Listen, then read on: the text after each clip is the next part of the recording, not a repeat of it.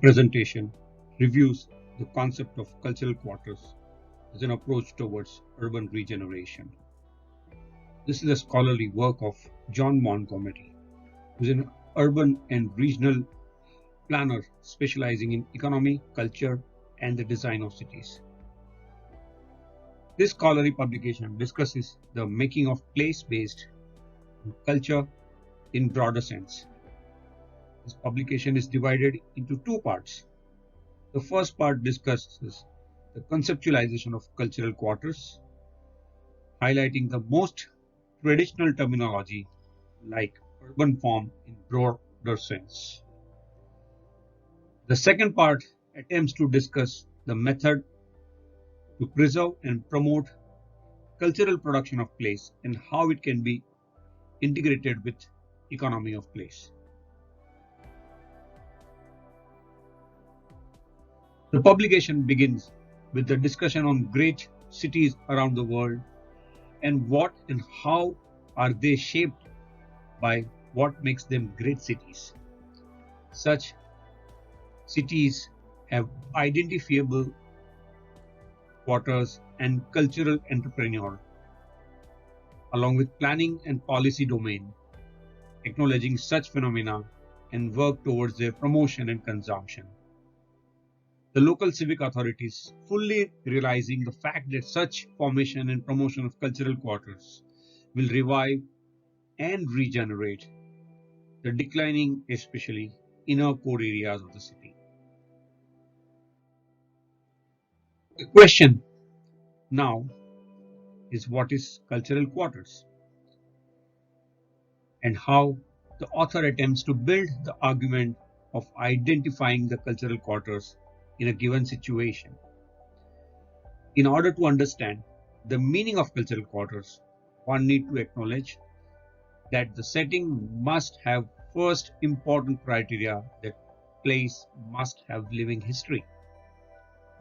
Perhaps it is very true that most of the small and medium towns in India has living history, and cultural quarter argument is appropriate and must for understanding of our cities.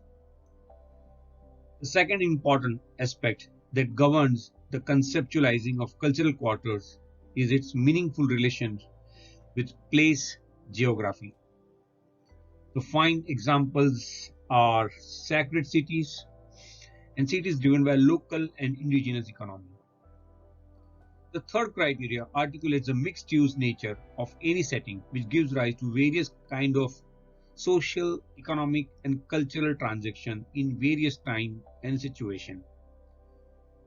It makes place diverse and thriving.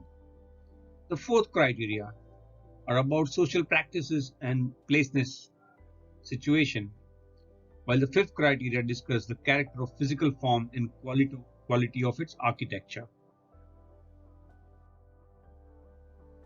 The author gives detailed account of understanding through activity, build form, and meaning as a units of analysis. Now, 3 units of analysis perhaps defines the cultural quarters in broader sense. This criteria may differ from place to place, and you may come up with the different parameters forming cultural quarters.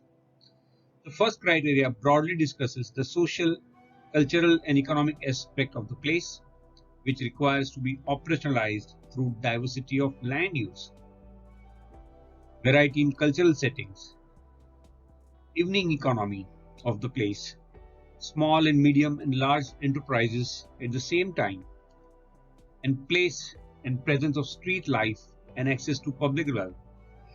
All listed aspects are essential prerequisite for cultural quarters in making of place with sustainable cultural production method and consumption pattern. The character and nuances of urban form is detailed out in consideration as an important attribute. The fine-grained morphology means place has small enterprise, mixed-use development, and well-distributed activity pattern. This aspect is coupled with variety in the building blocks and its capability to adapt the changing function over a period of time.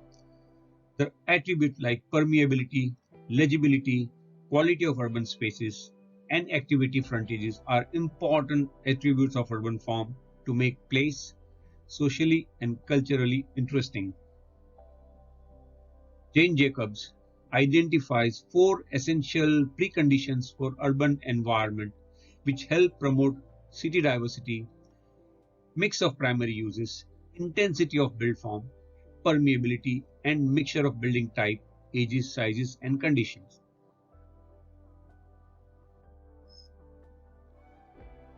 In terms of meaning, good urban places and by extension cultural quarters will represent and signal meaning and identify to user and citizen. This aspect contextualizes the work of Kevin Lynch on imageability. This part reflects a combination of wider cultural processes, values, and identifies which tend to have emerged over a period of time from association of event and place. Sense of history, knowledge of history unfolds in time and space. The individual creates both an image of the city and also frame of reference. This results in both an understanding of city, its form and legibility, and image of the city, and mobilizes the understanding of its artifacts and architecture.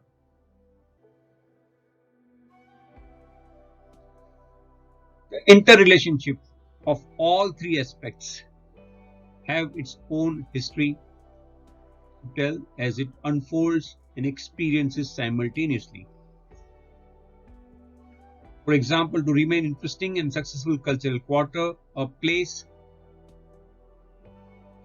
a good place, a city economy, even an individual enterprise will need to maintain what it is good at, but also to be flexible, highly adaptive, and embrace change with new ideas, new ways of doing things, and new work. Failure to do so will mean that cultural quarters will disappear entirely or become simply a collection of public funded venues and facilities, or else an emblem of former culture or a decade heritage or homogeneous place. The aspects of development and conservation becomes an important side of discussion on cultural quarters as an urban regeneration strategy. In order to do that, one needs to build resilience argument to such phenomena of our historic cities.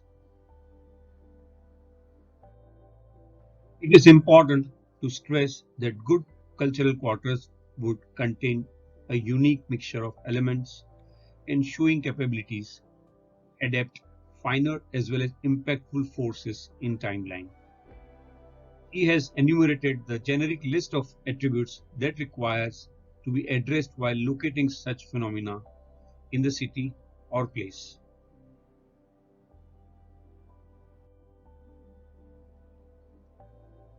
The first attribute belongs to entrepreneur quality of place.